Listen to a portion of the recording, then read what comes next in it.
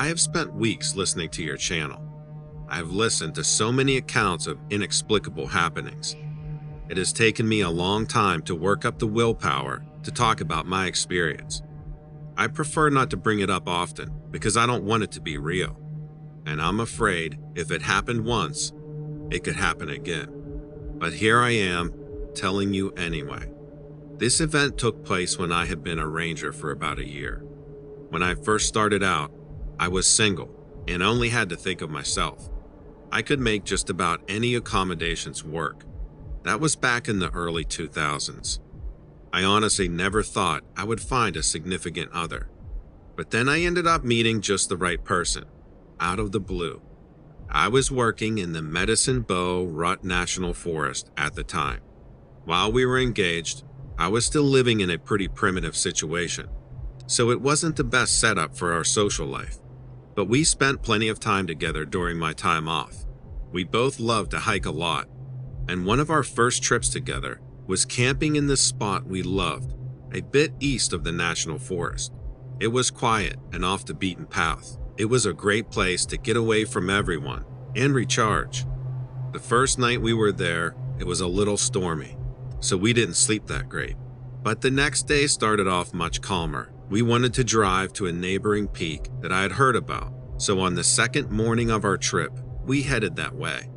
There were supposed to be several different trails and quite a few campsites in the area, but there was one trail that went to an alpine lake that we wanted to check out. We drove for about an hour to get to the place. When we got there, it seemed weird that most of the campsites were empty. I had heard that the area was usually very popular, but there were only a couple spots taken.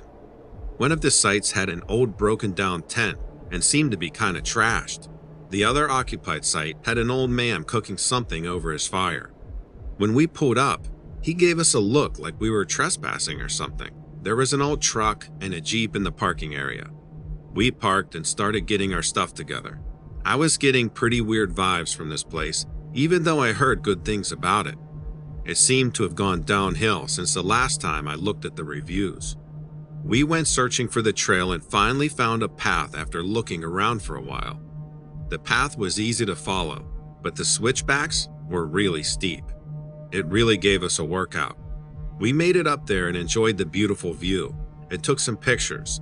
We hung out there for a while and had a snack and talked about our plan for the next day.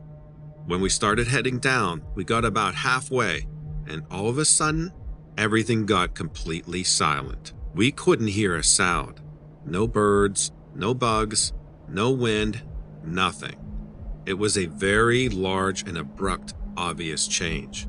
And we felt this incredibly oppressive feeling that just surrounded and pressed in on us with this heavy force. It makes me shudder to think about it now. I somehow felt like we were being trapped, even though we were surrounded by open space. My fiance and I looked at each other, and we both had fear in our eyes. We started running downhill, but the feeling seemed to follow us. We were coming around one of the switchbacks when we heard this ungodly shriek, and then the air seemed to be filled with an immense dark shadow. It didn't seem possible, but it felt like a huge cloak was being dropped over us. Out of nowhere, I saw something flapping slowly like the wings of a giant bird, but I only got a glance at it before I must have blacked out. I don't know how to describe it except it was moving through the air in a very unusual way, and it seemed to be the source of the silence that had fallen over everything. It felt like a void of complete emptiness. I remember trying to outrun it, but knowing that it was impossible. It was probably only a few seconds before it overtook my mind and shut me down. Then we came back to our senses. We were back sitting in our car. I looked at my watch, and 4 hours have gone by, twice the length of time it would have taken us to get down the trail. I have no idea if we actually lost consciousness or somehow that our memory of those hours eradicated. My fiance and I compared the experiences. They were identical. When we woke up, we felt completely disoriented. I looked around and the same truck and Jeep were parked nearby. The old man was still sitting outside of his tent, but now he had his back to us. We just sat there in disbelief, trying to understand what had happened to us. But there was no understanding it. It was like something out of a bizarre fairy tale.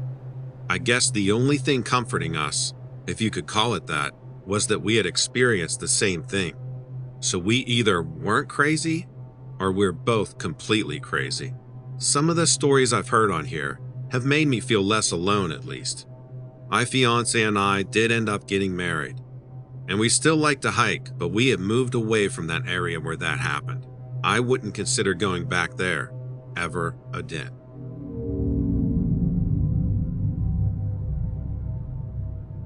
I was working for the United States Forest Service in the Blood Mountain Wilderness.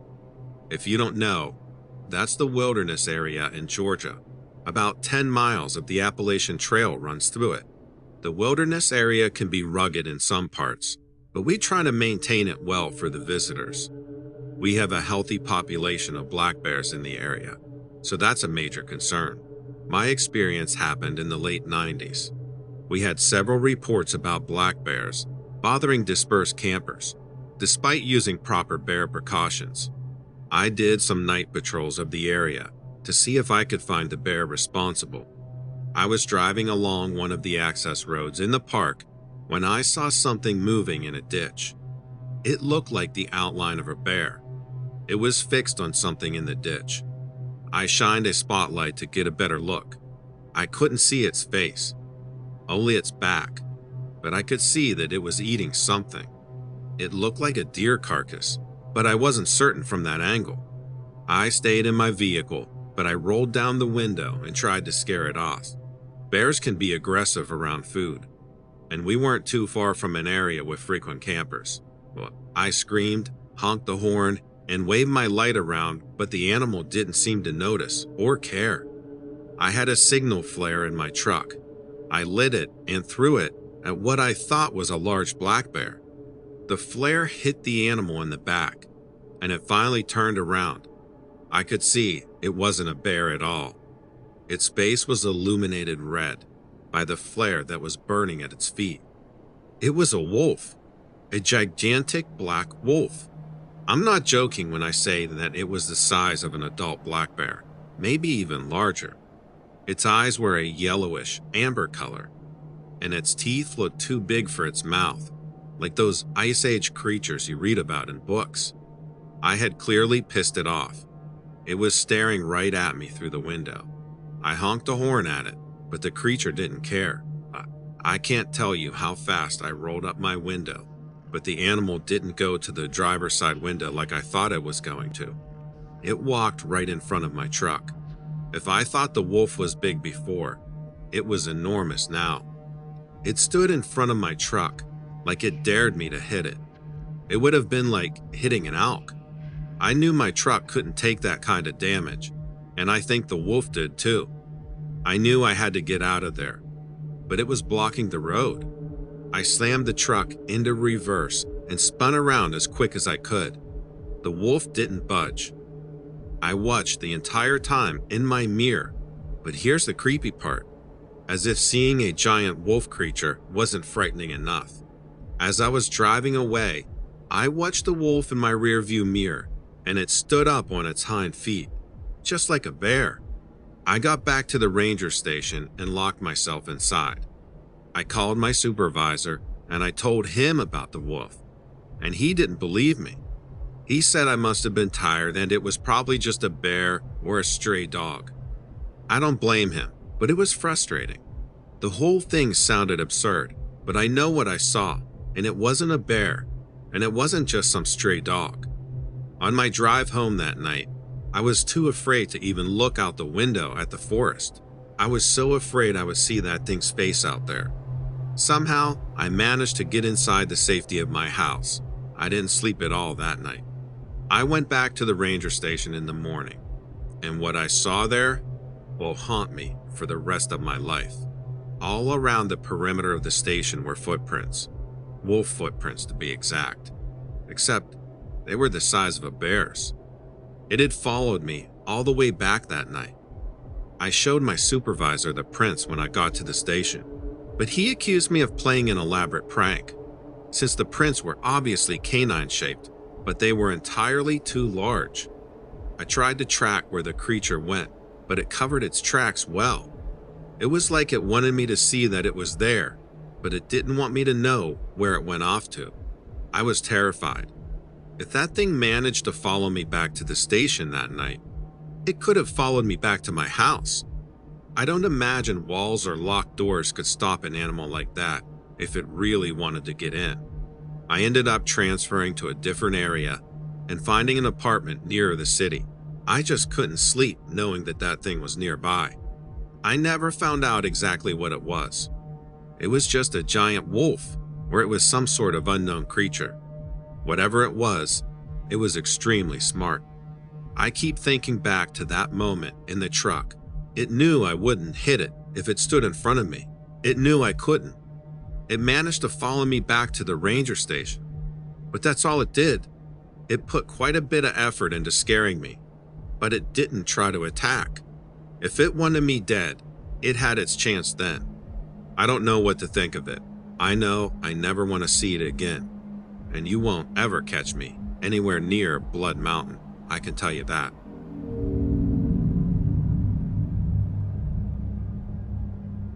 We were attacked. I know that sounds ominous and a little stupid, but that's what it was. It was a siege. They hit us hard and fast, and before we knew what was happening, they were gone. I wish I could say we were in a castle. I wish I could say we were behind walls that were defendable or sturdy. We were in a mobile home. I was parked out in Arizona at the time, right on the edge of the desert. I think I was trespassing, technically. I'm sure I was on reservation land. I didn't mess with no one, and no one messed with me. It was ideal for someone in my situation, with too much social anxiety and not enough distractions. Somehow, out in the middle of nowhere, I even made a few friends. Tom and George were the closest things I had to friends anyway.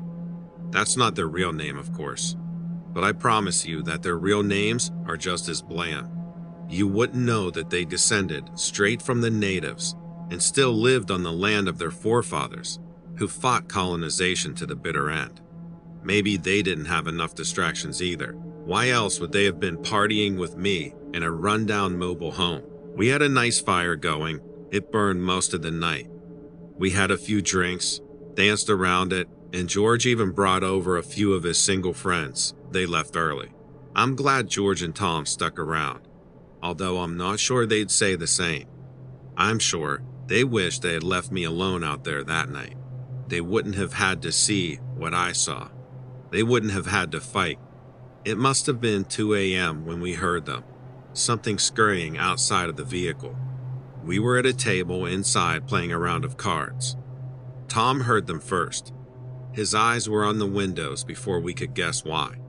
He went outside with a baseball bat to scare away coyotes. That's what we figured they were, you know. Coyotes come around sometimes. They scram when you start getting loud. Tom could get loud too. Watching him get all animated always made George and I laugh. We followed him outside after a few moments. I remember George asking if we missed the show. When our feet hit the dirt, Tom was already quiet. But Tom didn't answer. He didn't turn back. He was staring at something on the other side of the dim fire. We looked over his shoulders to see what it was. It was a man, I think. Maybe. I think they were people. People raised by the desert. I guess people raised by wolves? The man-animal was naked and crouching on the ground. We couldn't see his face through the licking flames. George yelled to scare him off, and another man-creature scurried up to join the first. This one was a female. We saw her face. It was shaped like a bat or a rodent or something. Her nose split open like a blooming flower. Her teeth were awkward, and her lips were pulled back to expose a 1/4 inch of gums on the top and bottom of her mouth. If she had eyes, I didn't see them. George got quiet. I was the first one to turn tail. I wasn't sticking around to write a report for National Geographic. Tom followed, and George came in last. He locked the door. We stood there staring at it, huffing, for what must have been a full minute. Then something slammed against the door. It wasn't dull like flesh. It was hard and cracked when it hit the paneling. We found out the next morning that it was a log from the fire. They grabbed it out of there while it was still burning. Then came the stones. It sounded like hail at first, hail and howling wolves. As the creatures whooped and screamed outside, they pelted the mobile home with whatever they could find. The windows cracked, shattered. We were worried they'd be smart enough to burn us out. They weren't, or maybe they weren't trying to kill us at all. Who knows? Maybe it was just a show of strength. We fought to keep our door barricaded and the windows blocked. One of the rocks sailed in and struck George in the temple. He didn't go down, but his legs wobbled after that. Tom kept yelling back. I doubt the beasts outside spoke any of the languages that Tom did. He threatened them anyway. The things got braver, even if they didn't get smarter. Eventually, the tin-like thuds of the stones and logs was replaced by the slap of the creature's palms. They smacked the walls like they could force their way in. If they tried the door, they probably could have. An hour later, it was silent. We heard them run back to wherever they came from, back to the mystery of the desert. When we opened the door, they were gone, but the walls of my mobile home were dented and covered in dirty handprints. Mud from the desert earth, blood, and other bodily fluids streaked across the vehicle like paint. None of us spoke that morning. We cleaned up together. We washed the walls with a rag, a gallon of water, and half a bottle of vodka. We worked in absolute silence until the evidence of that night before was scrubbed from existence. We didn't want to look at it at all. We wanted to pretend it was a dream. The boys left after that. I stuck around until the sun went down, and I thought I heard noises outside, and I left right away. I had the vehicle towed. The company that grabbed it fined me for the condition of the mobile home. Apparently, it was covered in dirt again. The inside was tossed, covered in the smell of animals and excrement. I sold it as soon as I could. This is the truth, though. That's the story of what happened. When I wake up tomorrow, I'm sure I won't have the courage to talk about it again. If I can ask 3 questions. What do you think they were? Why us? And why then?